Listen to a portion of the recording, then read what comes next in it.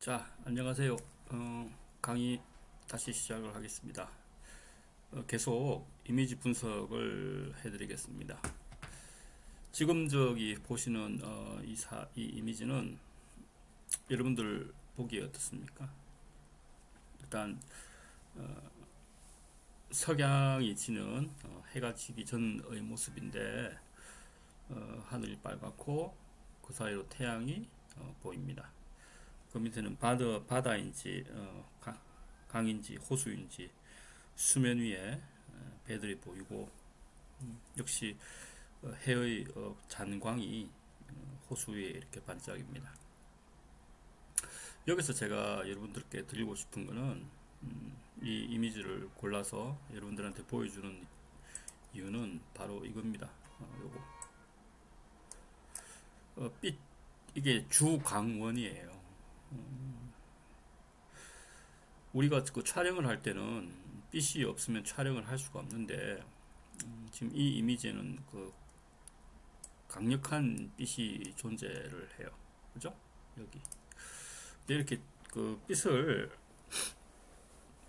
마주 바라보고 카메라를 빛에다가 바로 맞대고 이렇게 촬영을 할 때는 실제 카메라가 생각하고 감지하는 노출량보다 훨씬 더 어, 언더 마이너스로 측정을 해서 촬영을 해야만 됩니다. 왜 그러냐 하면은 이 값대로 측정을 해서 정말해서 자동 노출이라든지 매뉴얼 노출을 하더라도 이 태양광의 노출을 맞춰서 촬영을 하게 되면 이거 이외의 모든 부분들 정말해서 이 강이라든지 배라든지 그다음에 이런 그 수면 위에 이런 반사광이라든지 이 구름의 디테일 이런 것들이 전부 다 어둡게 찍혀요. 즉 말해서 태양만 홀로 밝기 때문에 이거를 카메라가 따라서 간다는 이야기거든요. 노출이. 그러면 이것만 이 밝은 곳을 따라가니까 이게 전부 다 어둡게 찍힌다는 이야기예요.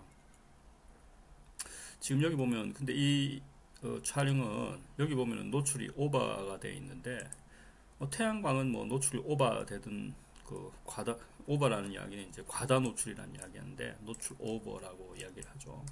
정말 노출이 과다되었다는 거죠.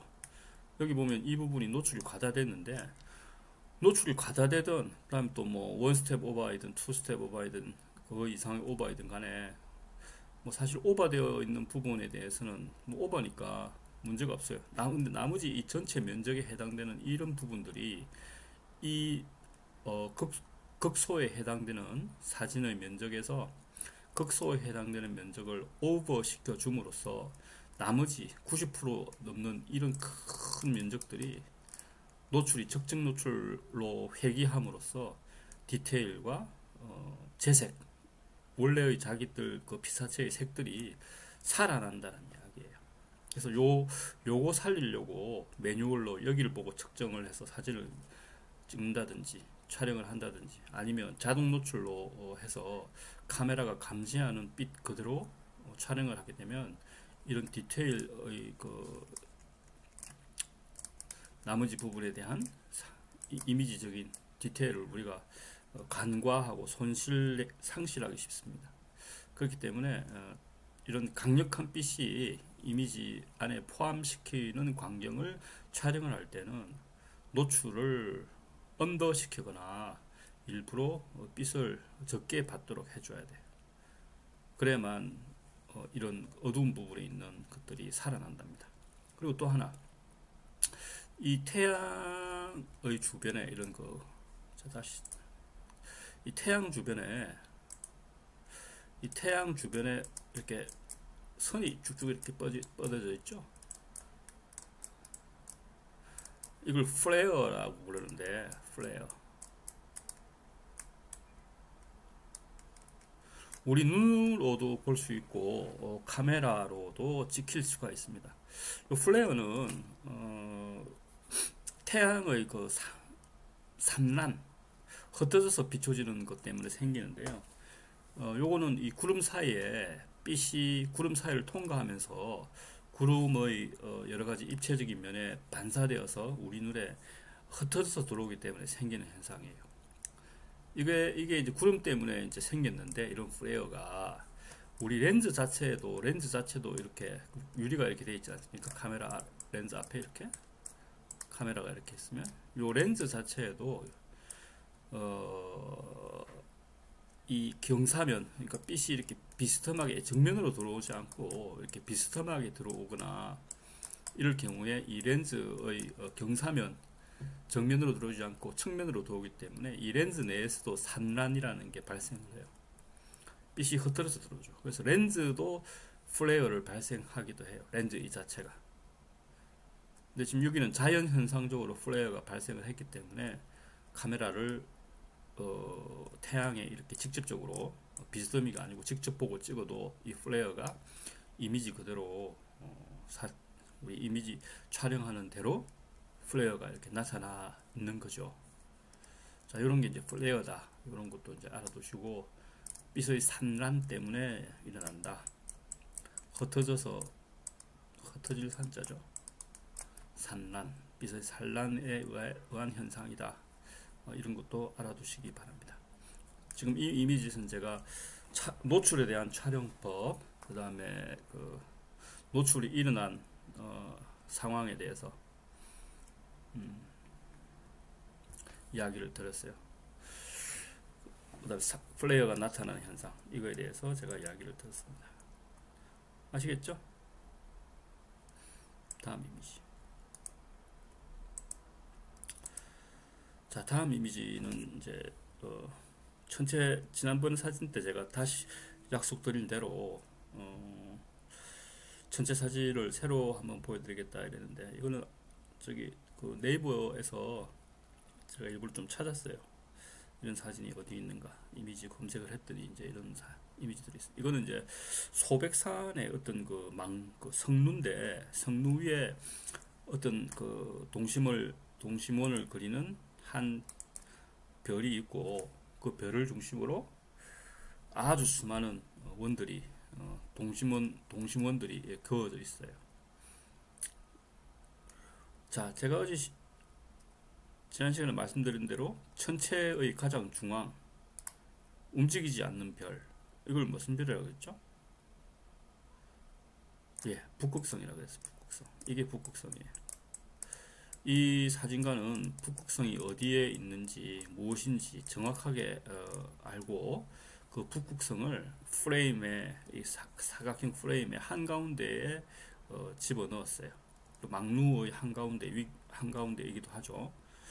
그렇게 해서 찍었는데, 요 선을 보면 끊이지 않고 이 정도의 각도를 이뤄요. 그럼 이게 적어도 45도, 30도 정도는 되거든요.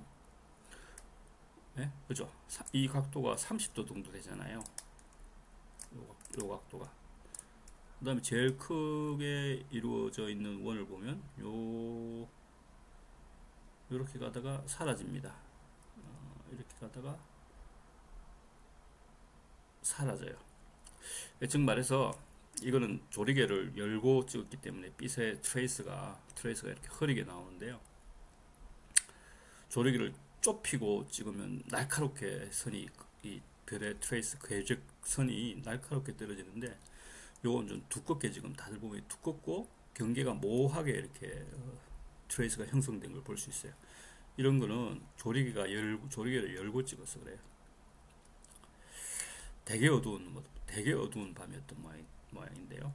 그러니까 이렇게 찍을 수밖에 없었고, 뭐 하여튼 요소를 보니까 적어도 at least 적어도 이게 30도니까 몇 시간 정도 찍은 거예요, 여러분들? 제가 전에 말씀드렸잖아요.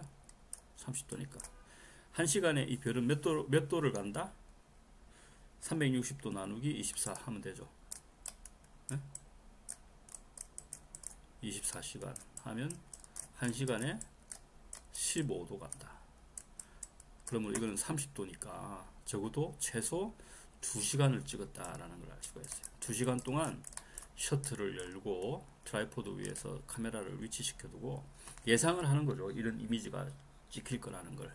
북극성을 분명하게 찾아서 프레임의 한가운데 이렇게 위치시키고 셔터를 누른 다음 2시간 동안 셔터를 닫지 않고 개방으로 하는 거죠. 그리고 다시 이제 셔터를 찰칵 누르면 닫히는데, 그 2시간 동안 이제 트라이포드는 트라이포드대로 움직이지 않는 거고, 이 주위의 칠흑 같은 어둠 속에서도 별이 2시간 동안 이동하는 것이 이 카메라에 고스란히 별의 이동 경로, 트레이스라고 그러죠. 트레이스, 궤적, 흔적. 이 트레이스가 고스란히 이 카메라에 찍혔어요. 그죠? 다른 별들은 마찬가지고. 이런 날은 상당히 그 맑은 날이었던 모양입니다. 구름이 하나도 없고 깨끗하게 하늘 전체가 구름 한 점 없었던 날이라고 볼 수가 있네요. 그리고 요 산을 보면은 아주 그 뭐 2시간 이상 노출을 줬더니 낮에 찍힌 것처럼 색깔도 이렇게 보이고 있습니다. 성류도 그렇고요. 이해가 되죠, 이런 거 과학적으로. 그 다음에 광학적으로 어떻게 찍히는 것인지. 또 다른 전체 사진 하나 보죠. 이쪽으로 가야겠다.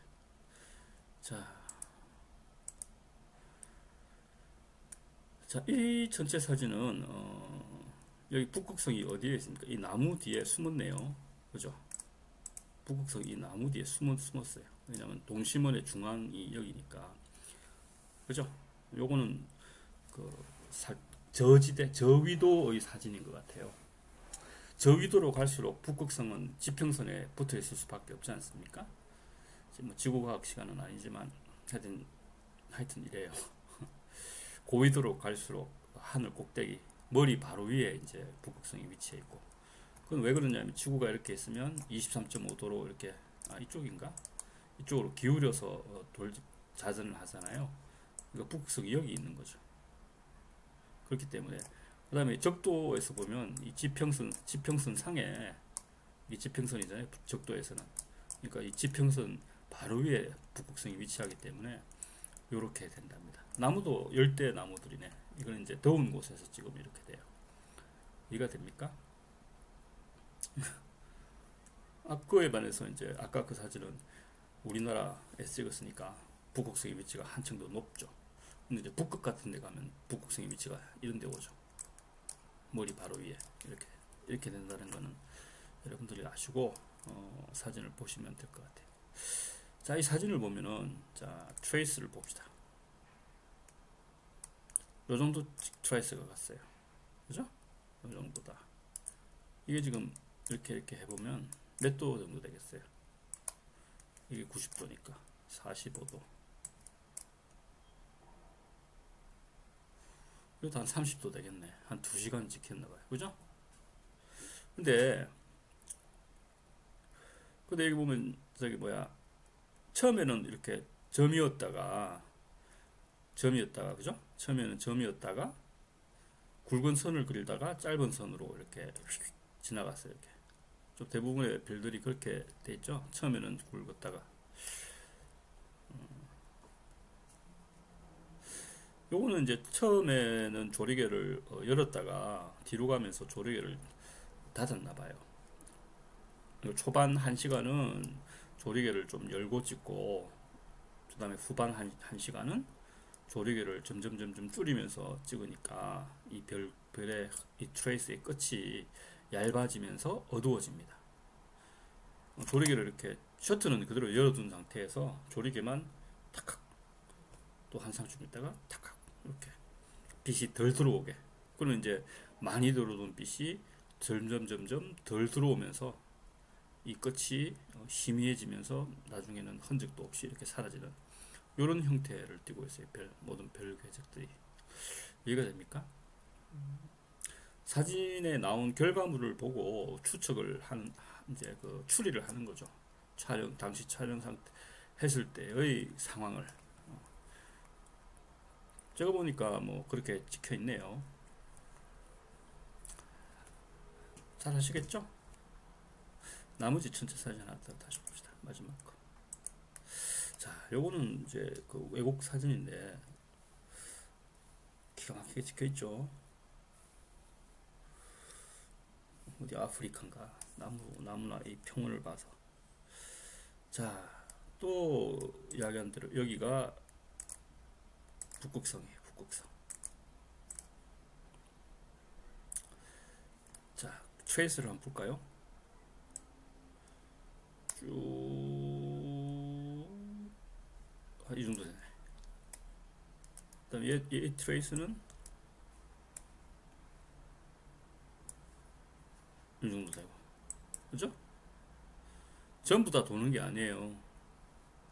그 다음에 트레이스의 밑으로 갈수록 붉은기가 도는데, 이걸 왜 그러냐면, 지평성 너머에는, 태양이 남아 있으므로, 여기는 노을이 져서, 여기 밑에 부분은 붉은색으로 별의 트레이스가 감지가 되는 것을 볼 수가 있어요.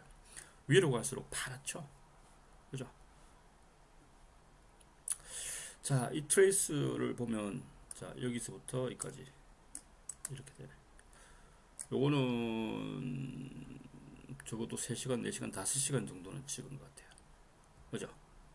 그런데 5시간 이제 이런 이야기는 앞에서 이제 드린 이야기고, 전체 사진을 찍을 때 아까 제일 처음 사진은 성루가 보였잖아요. 성루가. 그죠? 제일 처음에는 성루가 있었고, 그죠? 두 번째는 성루가 없고 그냥 밤하늘에 이렇게 찍었고, 세 번째는 이 나무를 이렇게 걸쳤어요. 어때요? 어떤 게 제일 마음에 듭니까? 1번, 2번, 3번 중에 제일 마지막에 본 게 촬영이 아무래도 정교하게 잘 됐고, 하늘 전체를 다 볼 수가 있어서 앞에 두 이미지보다는 훨씬 전체 사진의 진미를 느끼게 해줍니다. 더더욱이 첫 번째, 두 번째보다 별의 개수가 훨씬 더 많은 것 같아요.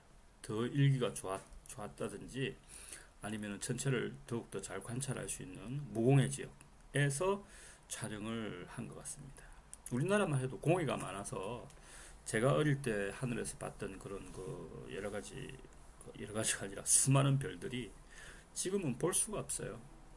서울에는 뭐 아예 별 몇 개밖에 보이지 않고, 그런 데서 아무리 뭐 하루 종일 찍어도 별 안 찍힙니다.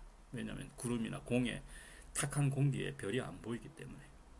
그래서 우리나라에서 천체 사진 찍으려면 소백산, 천문대에 있는 그 소백산이나 시골 깊숙한 데가 강원도 정도는 가야 천체 사진을 찍을 수가 있어요. 자, 이거는 뭐 되게 무공의 지역인데, 요는 제가 드리고 싶은 핵심 사항은 이 나무예요. 나무.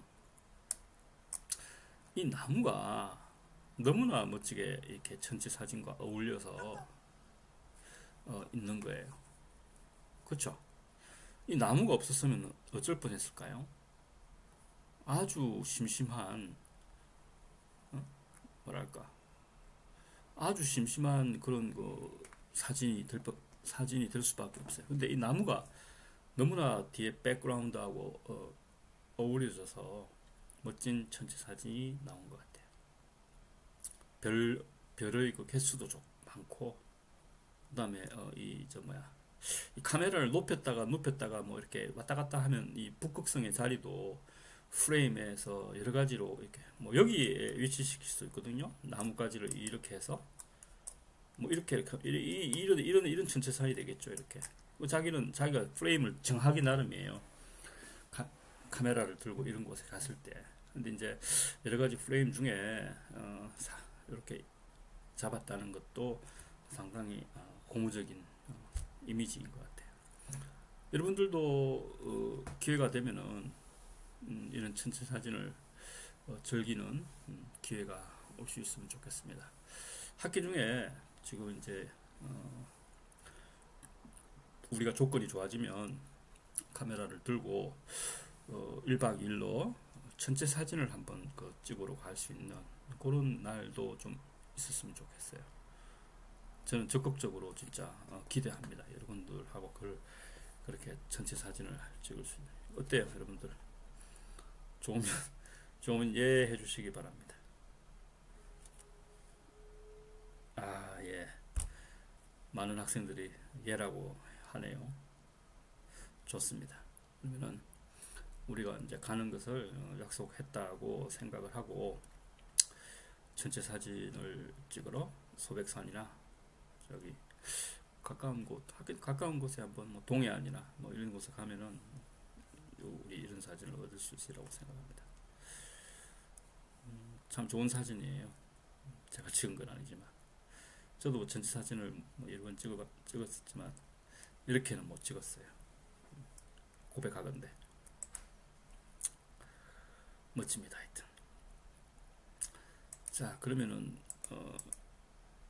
전체 사진 3개에 대해서 이야기를 들었고, 그 다음에 이제 자, 요 이미지에 대해서 이야기를 또 드립시다. 이건 또 다른 의미에서의 전체 사진인데 야경 사진이라고 봐야죠. 야경 사진. 자, 요거는 이제 노출 시간이 그렇게 많지는 않아요. 왜냐하면 이 별이 이렇게 보이는데 별이 한 군데에서 이렇게 밝게 보이고 있죠.